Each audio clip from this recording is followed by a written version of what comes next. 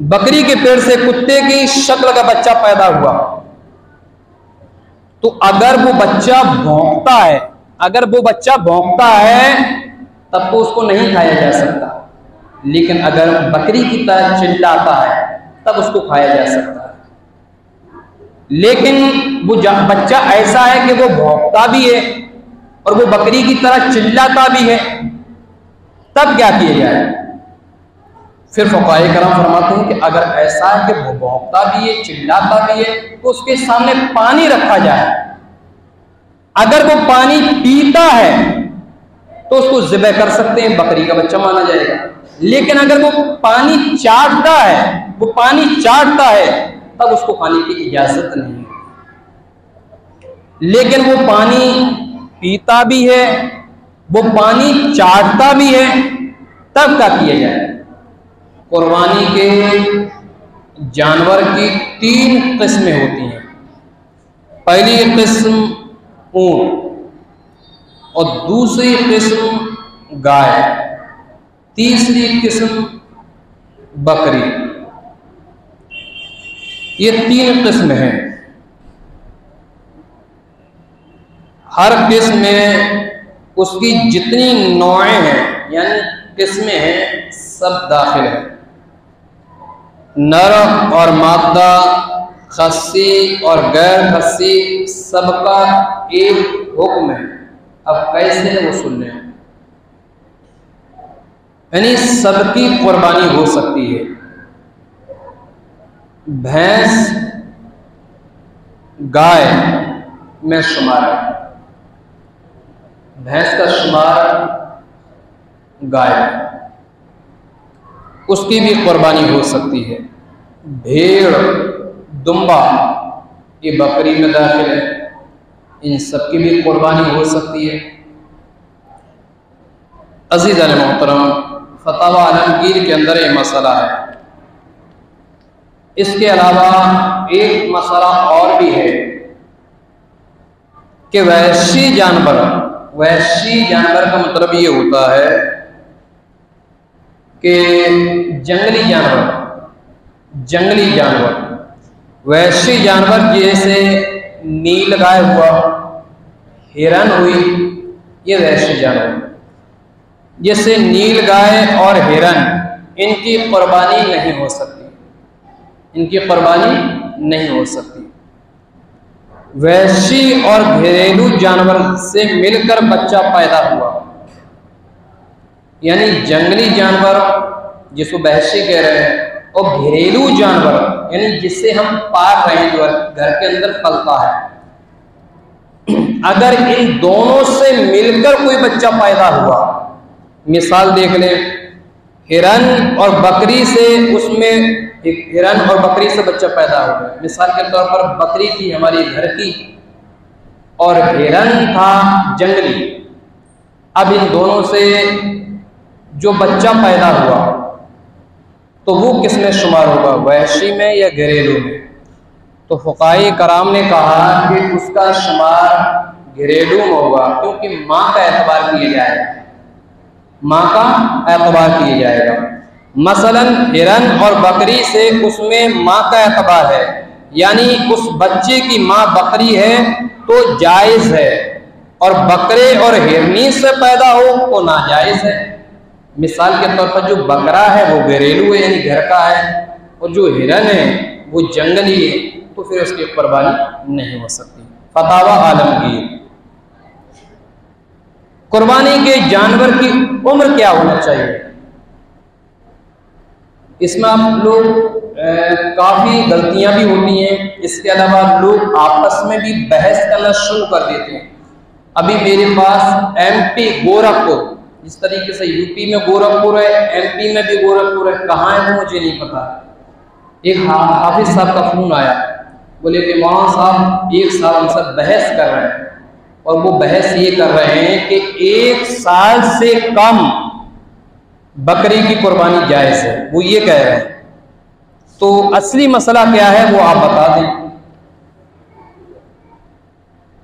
तो मैंने जवाब दिया, और अभी ज़्यादा से ज़्यादा 20 मिनट पहले का ही मामला है। इसमें जो ऊंट बताया गया है, ऊंट तो 5 साल का, ऊंट 5 साल का। और जो गाय या जो भैंस की जो साल बताए गए हैं कम से कम 2 साल का, गाय हो या भैंस। और जो बकरा या बकरी हो, बकरा हो या बकरी हो, कम से कम 1 साल का, 1 साल। अगर बकरे की कुर्बानी आप कर रहे हैं या बकरी की कुर्बानी आप कर रहे हैं, अगर 1 साल से 1 दिन भी कम है, 1 दिन, 1 साल से 1 दिन भी कम है बकरा या बकरी, तो उसकी कुर्बानी जायज है। और अगर भेड़, भेड़ या दुम्बा, भेड़ या दुम्बा अगर ये 6 महीने के हों, 6 महीने से जायद हों, और दूर से देखने में ऐसा महसूस होता है कि हाँ भाई ये साल भर का होगा, ये साल भर का होगा, तो उसकी कुर्बानी जायज है। ये जो 1 साल से जो पहले का जो मसला है, ये बकरा और बकरी का नहीं है, ये दुम्बा और भेड़ का मसला है। दुर्रे मुख्तार के अंदर ये रिवायत मिलती है। इसके अलावा एक मसला और सुन लें आप लोग, भीगे जानवर की कुर्बानी जायज है। इसके अलावा अंधे जानवर की कुर्बानी जायज नहीं, यानी जो जानवर चाहे वो बकरा हो, बकरी हो, गाय हो, भैंस हो, ऊंट हो, अगर अंधा है तो फिर उसकी कुर्बानी जायज नहीं है। यानी अंधे का मतलब जो आंख से नहीं दिखता हो उसे। और काना, जिसका कानापन जाहिर हो, उसकी भी कुर्बानी जायज नहीं। कानापन जैसे अंधा है उसको तो दिखेगा ही नहीं, अंधे का मतलब होता है कि देखना नहीं, और काना मतलब जैसे ऐसा देखता है उसकी भी कुर्बानी जायज नहीं है, यानी वो कानापन दिखता भी हो। या इतना लागर कि जिसकी हड्डियों में मगज ना हो। बहुत से जानवर होते हैं ना, इतने दुबले होते हैं कि ऐसा लगता है अब ये लुढ़क जाएगा, एक दिन में मर जाएगा, कि गोश्त उनमें क्या है, गोश्त नहीं रहता, पसलियां एकदम नजर आती हैं, पेट एकदम दुबला हो जाता है, पीठ पर सिर्फ हड्डियां पसलियां चमकती हैं। इतना लागर, इतना लागर, इतना कमजोर कि उसके ऊपर गोश्त ना दिखे, सिर्फ हड्डियां दिखे।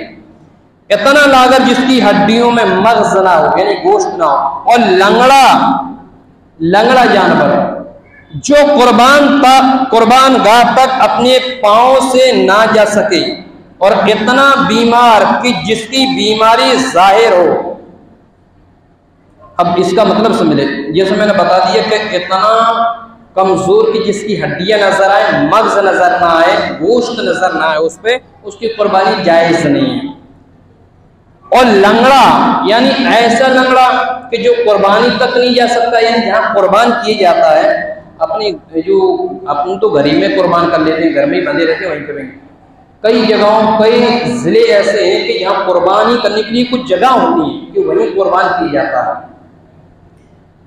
और लंगड़ा जो कुर्बान गाह तक अपने पांव से ना जा सके, और इतना बीमार कि जिसकी बीमारी जाहिर हो।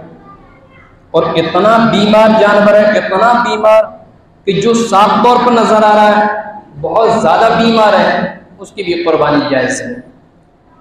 और जिसके कान या दुम कटे हो, कान भी कटा हो या दुम भी कटी हो, यानी वो अज़ू तिहाई से ज्यादा कटे हो, इन सब की कुर्बानी नाजायज है। मिसाल के तौर पर जैसे तिहाई से अगर 1 तिहाई कटी है, 1 तिहाई तो समझ में आ रहा है, लेकिन अगर 2 तिहाई कटी है तो फिर उसकी कुर्बानी जायज है।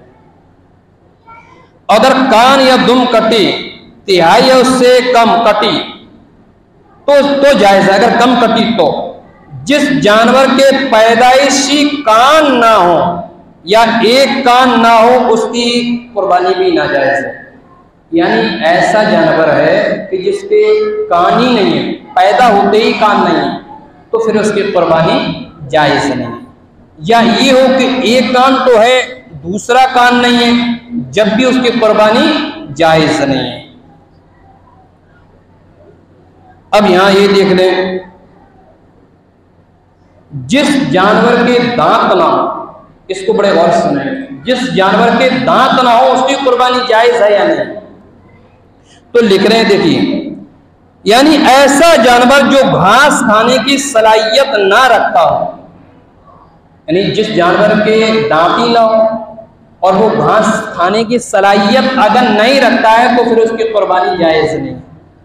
और अगर घास खाने की सलाहियत अगर रखता है, यानी घास खा सकता है, तो फिर उसकी कुर्बानी जायज है। जैसा कि हवाला दिया है बहरुर राइक, अल हिदाया, अल हकाइक, अल फतावल खानिया, अल फतावा हिंदिया, ये तमाम किताबों के अंदर है कि अगर घास खाने की सलाहियत रखता है, घास खाता है, तो उसकी कुर्बानी जायज है, और घास नहीं खा सकता फिर उसकी कुर्बानी जायज है।